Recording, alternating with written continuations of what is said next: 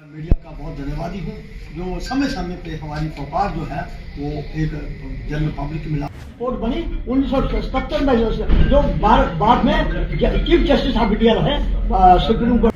नाम है backward class commission. उसमें क्या है, एक भी मेंबर्स का जम्मू कश्मीर के अंदर ना ही काका पोलिटिकल कमीशन कोर्ट 1955 की जो है उसमें भी नहीं। स्टेट के अंदर 10 कमीशन और जो जम्मू कश्मीर की स्टेट जिसके गवर्नर इस वक्त श्री मनोज सिन्हा जी। नमस्कार, सत श्री अकाल, आदाब। आप देख दैनिक सवेरा। हमारे साथ जुड़ चुके हैं ओबीसी के क्या नाम बलवंत कटारिया। हमारे साथ जुड़ चुके हैं ओबीसी के बलवंत कटारिया। उनसे बात करेंगे क्या मांगे हैं उनकी और क्या डिमांड उनकी जिसके लिए आज वो आप प्रेस कॉन्फ्रेंस कर रहे हैं। क्या सर, मेरा नाम बलवंत राज कटारिया है। मैं जनरल सेक्रेटरी हूँ all India backward classes federation JNK unit. आज की हमारी प्रेस कॉन्फ्रेंस यहाँ पे इस मसले पे है कि जो ओबीसी जम्मू कश्मीर का है उसका प्रधानमंत्री जी और जो मौजूदा सरकार है उन्होंने कुछ उनके वेलफेयर के लिए जहाँ उनकी ग्रीवियंसेस पे उन्होंने अटेम्प्ट की है कि उसको एड्रेस किया जाए। लेकिन हम ये कह रहे हैं कि वो जो तरीका है वो बिल्कुल ऐसा कंफ्यूजिंग है और इतना कमजोर तरीके से किया जा रहा है कि ओबीसी के फायदे के बजाय नुकसान होने जा रहा है। पहली बात तो ये है कि ओबीसी में कुछ ऐसी जातियां डाल दी गई हैं जो जम्मू कश्मीर का जो कमीशन है socially and educationally backward classes commission, उसने कुछ ऐसी जातियां डाल दी हैं जो जातियां खुद ही ऑब्जेक्शन कर रही हैं कि हम तो ओबीसी है नहीं। जैसे सैनी जाति है, सैनी जाति ने कहा, उन्होंने कोर्ट में चले गए कि हमको ओबीसी क्यों बना रहे हो भाई जबरदस्ती।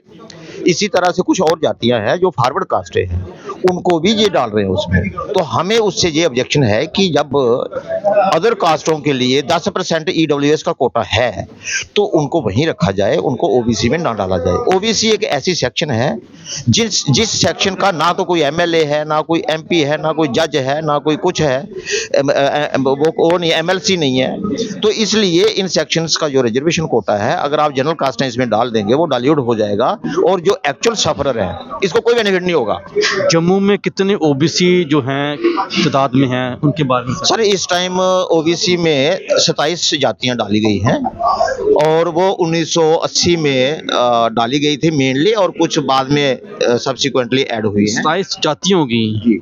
पॉपुलेशन हिसाब से ओबीसी साहब कितने? हाँ सर, जो पॉपुलेशन है जम्मू कश्मीर में एज पर मंडल कमीशन जो पूरे हिंदुस्तान में लागू हुआ था और मंडल कमीशन ने ही ओबीसी की डेफिनेशन दी थी, तो उसके मुताबिक ओबीसी की जो पॉपुलेशन है वो करीब 40% है जम्मू कश्मीर में।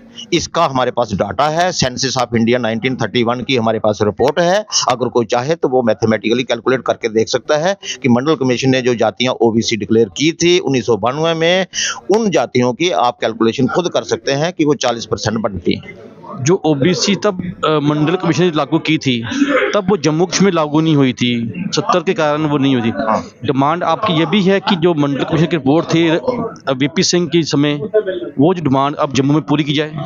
सर, यही तो रोना है, 30 साल से यही तो रोना रो रहे हैं हम ये कह रहे हैं कि अगर ये भारत है, जम्मू कश्मीर अगर 370 की वजह से भारत नहीं था तो आज तो भारत है।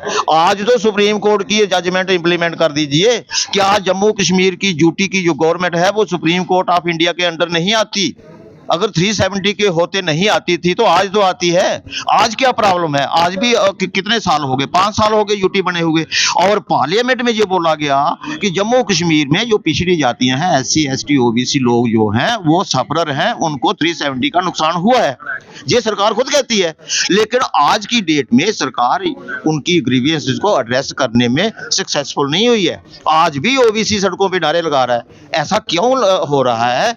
उसका यही मेन रीजन है कि जो स्टेट का कमीशन है वो कमीशन जो है उसमें कोई ओबीसी मेंबर नहीं है। अगर जिस कमीशन में आप बताइए GD शर्मा के जो काम कर रहे हैं उनसे आप कितना not satisfied at all, not satisfied. क्यों? एक तो उनकी एज जो है 92 ईयर्स है।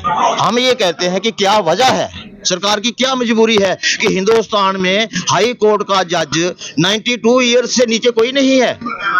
हम कहते हैं वो सुपर सीनियर सिटीजन बन चुके हैं, they are respectable, he is respectable for अस।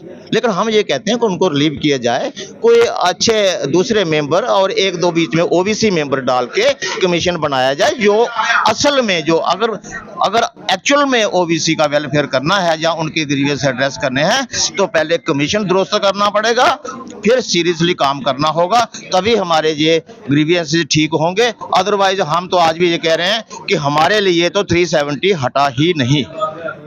ये थे ओबीसी के जनरल सेक्रेटरी जिन्होंने बताया कि अभी तक तो उनके हिसाब से जो 70 जम्मू में लागू है, क्योंकि मंडल कमीशन की जो बोर्ड थी वो उस समय जम्मू में लागू नहीं हुई थी।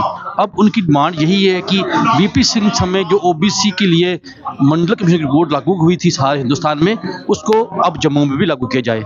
आप देखें दैनिक सवेरा, कैमरा में विकास भगत के साथ सरबजीत सिंह।